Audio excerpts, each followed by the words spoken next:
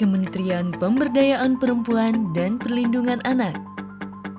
Kementerian Pemberdayaan Perempuan dan Perlindungan Anak dibentuk berdasarkan Peraturan Presiden Nomor 65 Tahun 2020 tentang Kementerian Pemberdayaan Perempuan dan Perlindungan Anak.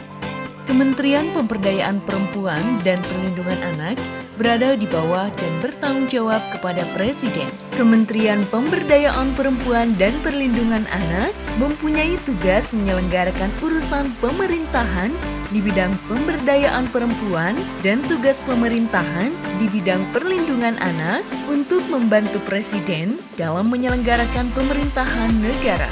Dalam melaksanakan tugasnya, Kementerian Pemberdayaan Perempuan dan Perlindungan Anak menyelenggarakan fungsi A.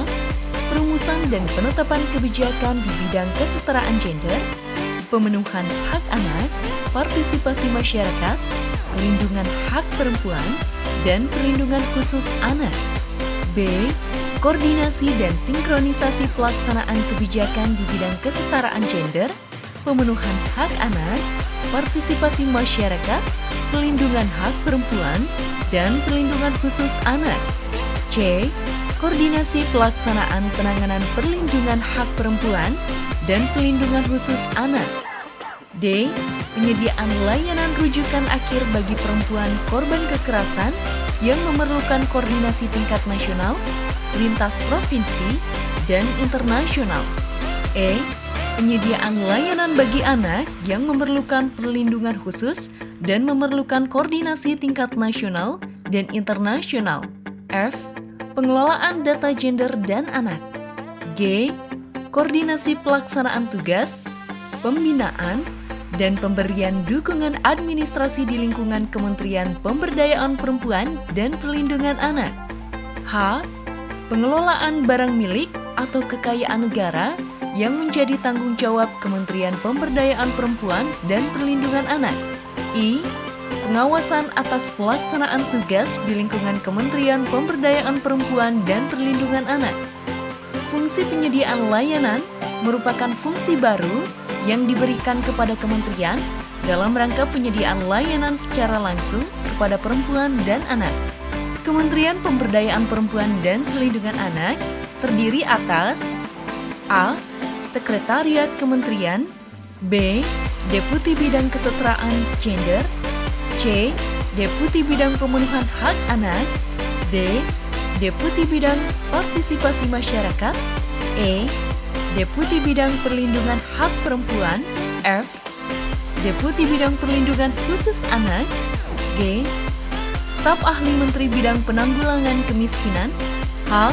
Staf Ahli Menteri Bidang Hubungan Antar Lembaga, dan I. Staf Ahli Menteri Bidang Pembangunan Keluarga. Berdasarkan Peraturan Menteri Pemberdayaan Perempuan dan Perlindungan Anak Nomor 4 Tahun 2020 tentang organisasi dan tata cara kerja Kementerian Pemberdayaan Perempuan dan Perlindungan Anak, Sekretariat Kementerian terdiri atas 4 biro, salah satunya yaitu Biro Hukum dan Hubungan Masyarakat. Biro Hukum dan Hubungan Masyarakat mempunyai tugas melaksanakan koordinasi dan penyusunan peraturan perundang-undangan, advokasi hukum, administrasi kerjasama, dan hubungan masyarakat. Dalam melaksanakan tugasnya, Biro Hukum dan Hubungan Masyarakat menyelenggarakan fungsi A. Penyiapan koordinasi dan penyusunan peraturan perundang-undangan, serta pengelolaan jaringan dokumentasi dan informasi hukum. B. Penyiapan pemberian advokasi hukum. C.